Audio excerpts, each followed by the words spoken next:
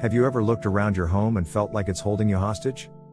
Like the piles, boxes, and forgotten treasures are weighing down more than just your floors, they're pressing on your peace of mind and freedom? Before we dive in, make sure to hit that like button and subscribe so you don't miss the life-changing tips coming up. What if I told you the secret to finally breaking free from all that clutter isn't about spending hours sorting or donating, but about imagining something so tough, it forces you to face the truth head on?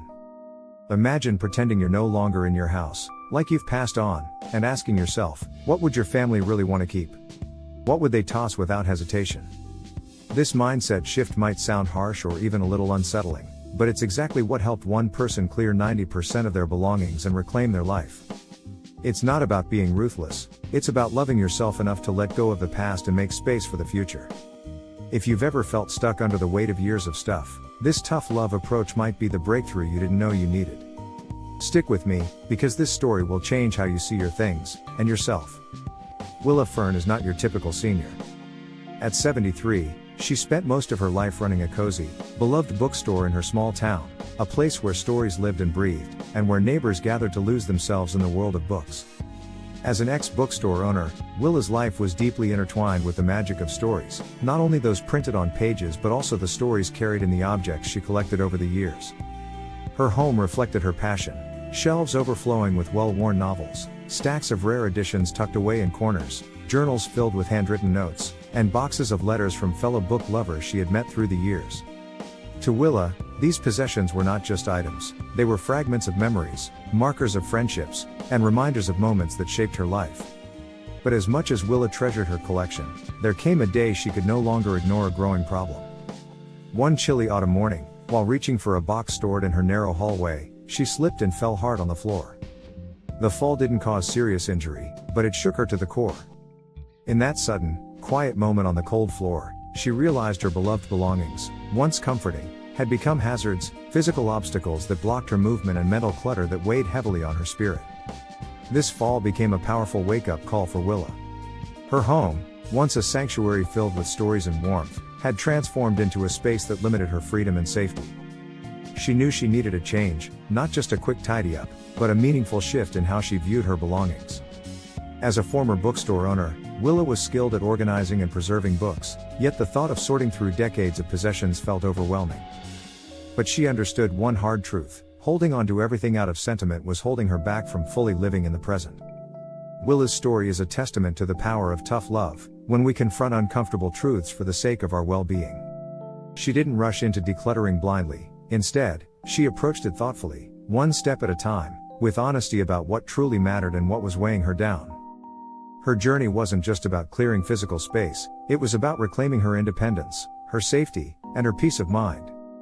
For anyone feeling trapped by clutter, Willa's experience offers hope and guidance. Decluttering isn't about erasing your past, it's about making room for your future.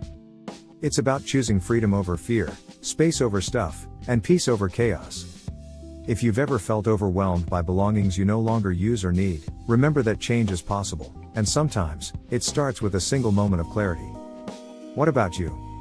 Have you ever had a moment like Willa's, a wake-up call that made you rethink your relationship with your belongings? Share your story in the comments below. Your experience might just inspire someone else to take that important first step. After Willa's fall, the real turning point came from an unexpected source: her daughter, Clara. Seeing her mother overwhelmed by years of accumulated belongings, Clara offered a challenge that at first felt both simple and startling. "Mom, imagine you've already passed on. If you weren't here to keep everything, what would our family actually want to hold on to? What would stay, and what would go?" This question hit Willa harder than she expected. It wasn't just about possessions anymore, it was about legacy, memory, and the true meaning behind the things she had so carefully collected. Suddenly, the weight of decades of stuff became clearer. Much of it wasn't a treasured legacy but a burden waiting to be lifted. The realization that what she thought were precious keepsakes might just be obstacles for those she loved was sobering, but also strangely freeing. Willa started to see her belongings in a new light, not as permanent fixtures of her identity, but as things that could be passed on, gifted, or let go. She realized that holding on to everything wasn't helping her family, it was making things harder for them. The question Clara posed wasn't just about sorting items, it was about understanding what truly matters. This exercise forced Willa to confront tough emotions. Some items brought joy and stories she wanted to preserve. Others, she recognized, were kept out of guilt, fear, or habit. She had to ask herself, am I holding on to this because it represents a part of my life I love, or because I'm afraid to let go? If you've ever wondered what your belongings might mean to others after you're gone, this is a moment to reflect. Have you thought about what your family would keep, and what they might see as clutter? Let us know in the comments below. Your perspective might help others start this important conversation. Willa's daughter's challenge didn't just spark an emotional breakthrough, it laid the foundation for a clear, step-by-step process that helped Willa reclaim her space and peace. Next, we'll explore the 3 phases Willa used to tackle her clutter head-on, practical steps rooted in honesty and tough love, designed to make the overwhelming manageable. From a simple but powerful mindset shift to actionable tools that anyone can use, these phases transformed Willa's home and her outlook. The first phase involves a surprising question about each item's true value today. The second uses a heartfelt exercise to say goodbye to sentimental objects without guilt. And the third creates a peaceful retreat, a sanctuary amidst the chaos. Stay with us. Phase 1, the Would You Buy It Again? Test. When Willa first faced the overwhelming task of decluttering her home, she quickly realized that the hardest part wasn't the physical effort, it was making decisions. Years of collecting meaningful objects, gifts, and useful tools had turned her cozy house into a maze of memories and possessions. She needed a simple, reliable way to sort through it all without getting stuck in indecision or guilt. That's when she came across what she now calls the Would You Buy It Again? Test, a deceptively simple question that changed everything. The test is straightforward. For each item, Willa asked herself, if I were shopping for this item today, knowing what I know and living the life I live now, would I choose to buy it again? This question forced Willa to step out of her nostalgia and into her present reality. Instead of holding on to things because of their past significance, she started evaluating whether each item had value for her life right now. Take, for example, an old fondue pot she found hidden in the back of a kitchen cabinet. Years ago, when she hosted lively dinner parties filled with friends and laughter, the fondue pot was a centerpiece, a symbol of good times and connection.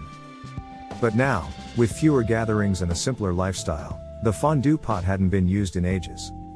Would she buy it again today? The answer was no. Letting it go felt less like losing a memory and more like making space for the present. Another example was a collection of quirky coffee mugs gifted over the years. Willa realized she only ever used 2 or 3 regularly. Asking herself the same question helped her decide to keep what she truly loved and used, and let go of the rest without guilt. This test was a revelation for Willa because it gave her permission to release things without feeling disloyal to her past. It helped her understand that memories live in us, not in objects, and that keeping something just because it once mattered was weighing her down now. Here's a practical tip you can try right now. Look around at something nearby, a piece of clothing, a kitchen tool, or a decorative item. Ask yourself honestly, if I were buying this today, would I choose it? Don't rush your answer, listen to what your gut says. You might find that some things that seemed important no longer fit your life, and that's okay. Remember, this isn't about being careless or throwing away treasures, it's about honoring your current self. As life changes, so do our needs, tastes, and priorities. The Would You Buy It Again? Test is a gentle way to realign your belongings with who you are today. Willa's first phase of decluttering was just the beginning. It cleared a path for deeper emotional work, helping her prepare to face the sentimental items she struggled to part with. Next, we'll explore how she found the courage to say goodbye to those treasured objects without regret or sadness. Have you tried asking yourself this question about your belongings? What surprised you? Share your experience in the comments below. Your insight could encourage someone else to start their own journey toward freedom. Phase 2, the 2-minute farewell letter. Some things are heavier than they look. Not because of their weight, but because of what they carry: memories, emotions, identities. For Willa, a retired bookstore owner with a lifetime of stories tucked into drawers, boxes, and closets, this became especially clear in her second phase of decluttering. After clearing out the easier, everyday clutter using the Would You Buy It Again? Test, Willa found herself facing the truly difficult objects. These weren't forgotten kitchen gadgets or old scarves, these were her emotional anchors. The lace handkerchief her grandmother gave her at her wedding. Her daughter's childhood ballet shoes. The register bell from her first bookstore. None of these things were useful anymore, but each one felt like a chapter torn from her personal story. And that's when Willa discovered the 2-minute farewell letter. It began as a suggestion from a friend who was going through a similar downsizing process. The idea was simple: write a short, heartfelt note to the item. A goodbye. A thank you. A moment of closure. No need for poetry or perfection, just honesty. 2 minutes, no more. At first, it felt odd. Talking to objects? But the first time Willa tried it, something shifted. She picked up a faded yellow cardigan that had belonged to her late husband, Elmer. It hadn't been worn in years, but it still smelled faintly of his aftershave. She sat down and wrote, "Elmer, this was your favorite cardigan. You wore it on our Sunday walks, even in spring. You looked warm, content, and so very kind in it. I miss you. Thank you for those moments." She folded the cardigan, kissed it gently, and placed it in the donation box. That night, she slept more soundly than she had in months. This became her ritual. 1 letter per item. Some were humorous, like the farewell to a broken bookstore ladder. "You made me curse more than any employee ever did, but you also helped me hang that first open sign." Others were tearful. But each one helped her release, not just the object, but the silent emotional weight behind it. By giving herself permission to say goodbye in a meaningful way, Willa no longer felt like she was discarding pieces of herself. She was honoring them, and in doing so, freeing herself. If you're facing the same struggle, try this: find one item that feels too hard to let go of. Sit with it.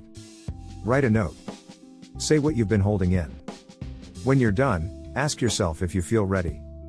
This simple act can bring surprising peace. Have you ever felt emotionally stuck because of something you own? Share your experience in the comments, we're listening. And now, with her heart lighter and her home beginning to breathe again, Willa was ready for the final shift. A subtle but powerful habit that didn't just clear her space, it changed the energy of her home. What was it? You'll find out in the next phase. Phase 3, the one-room retreat rule. By the time Willa reached the final phase of her decluttering journey, she had made enormous emotional progress, but her house still felt overwhelming. Each room seemed to whisper for her attention. Boxes here, piles there, drawers that hadn't been opened in years. Even after letting go of so much, she was exhausted by the constant visual noise. That's when she tried something radical in its simplicity: the one-room retreat rule. Willa picked one room in her home and made it completely clutter-free. Not organized. Not sorted for later. Clutter-free. She didn't shove things into baskets or behind closed doors. This room, her sunroom, would be her retreat. No storage bins. No catch-all corners.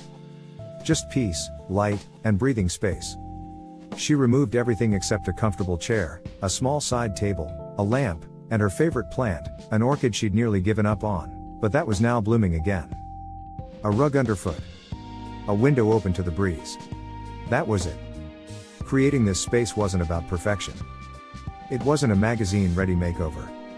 It was about carving out one room where she could think clearly, breathe deeply, and reconnect with herself without distraction. At first, it felt strange. Empty. But then, something remarkable happened. The sunroom became her reset button. After a long day sorting papers or wrestling with the question of whether to keep something, she would retreat there. Sit. Sip tea. Listen to the birds. And slowly, she began to crave that feeling of calm in other parts of the house too. That's when the one-room retreat rule revealed its quiet power. Having one peaceful space gave her clarity and motivation to carry that peace into the rest of her home. Not out of pressure, but out of longing. It wasn't about decluttering the whole house at once, it was about letting one room set the tone for the others. Willa began asking, what would it take for the kitchen to feel like the sunroom?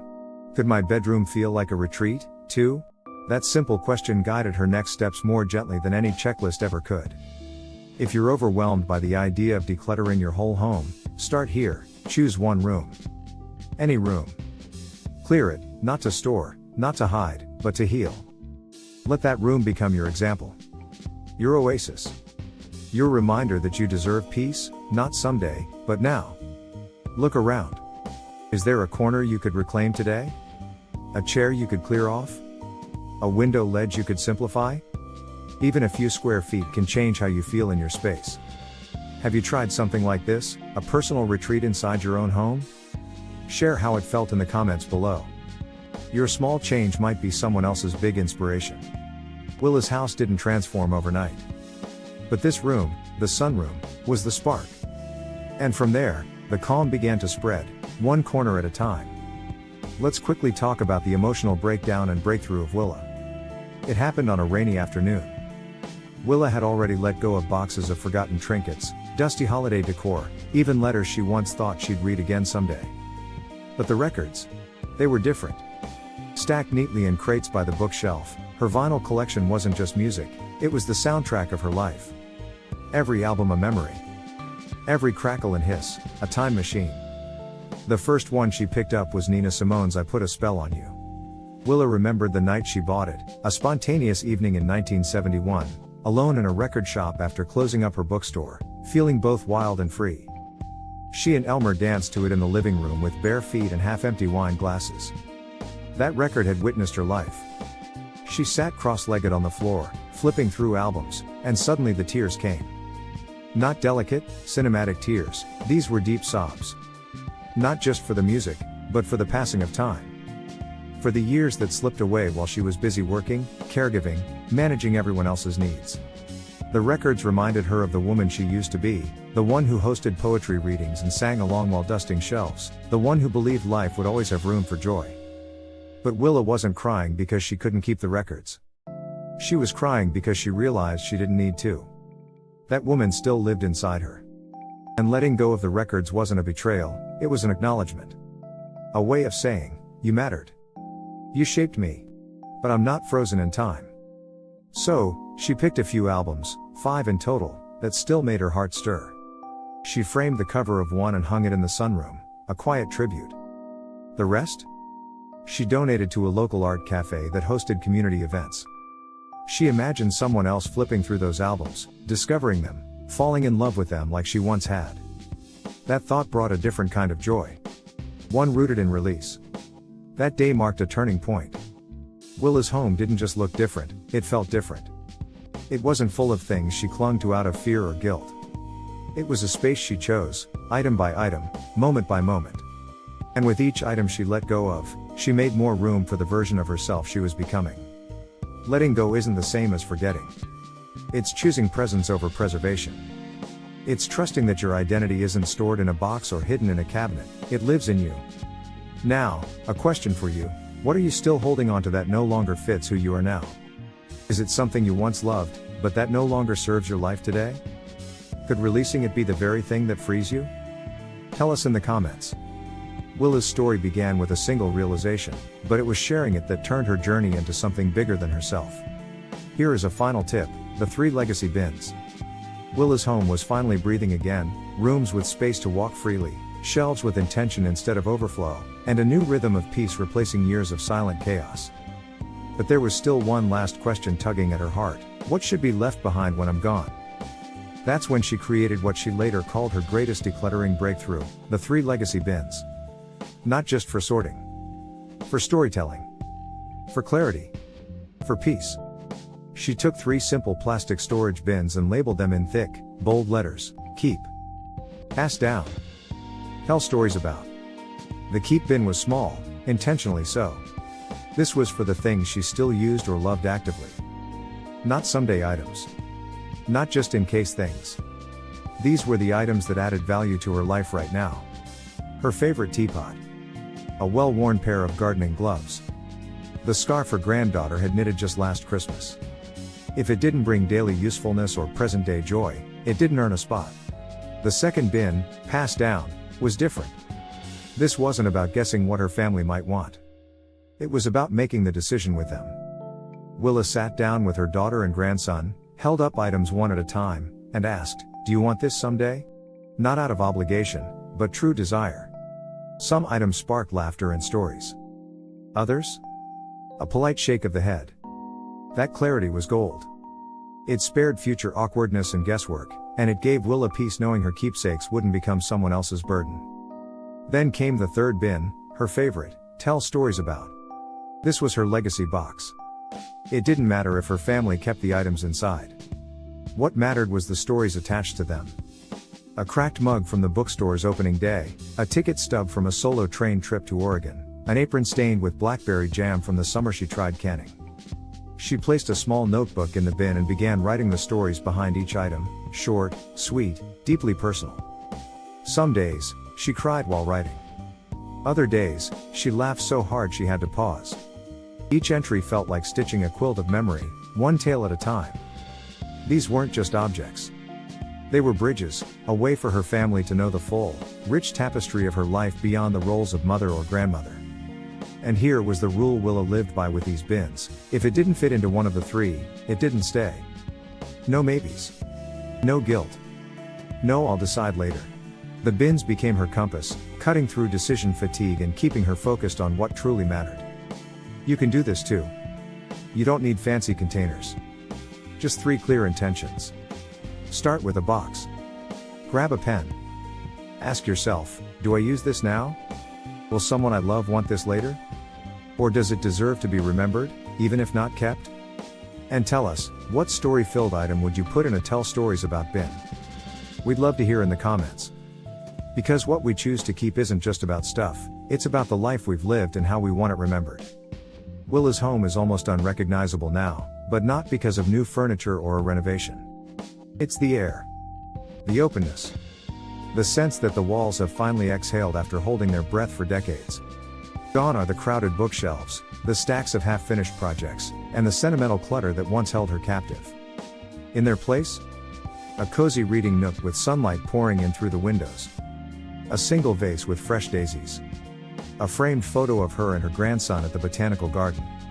A room that hums with calm. Willa walks through her house differently now. She doesn't shuffle around piles or sigh at to-do corners. She moves with lightness, physically and emotionally. And she says, with a smile that reaches all the way to her eyes, I feel 40 years younger. Not because I look different. But because I'm not carrying the weight of everything I thought I had to hold on to. She has more energy. More presence. And, surprisingly, more joy in the few items she kept than in all the dozens she once owned but never truly saw. Her home doesn't feel empty, it feels intentional. Every item has earned its place. Every space invites peace. And more than anything, Willa has reclaimed something she didn't even know she had lost, her now. She's not living in the memory of the woman she was, nor anxiously holding on for someone else's sake.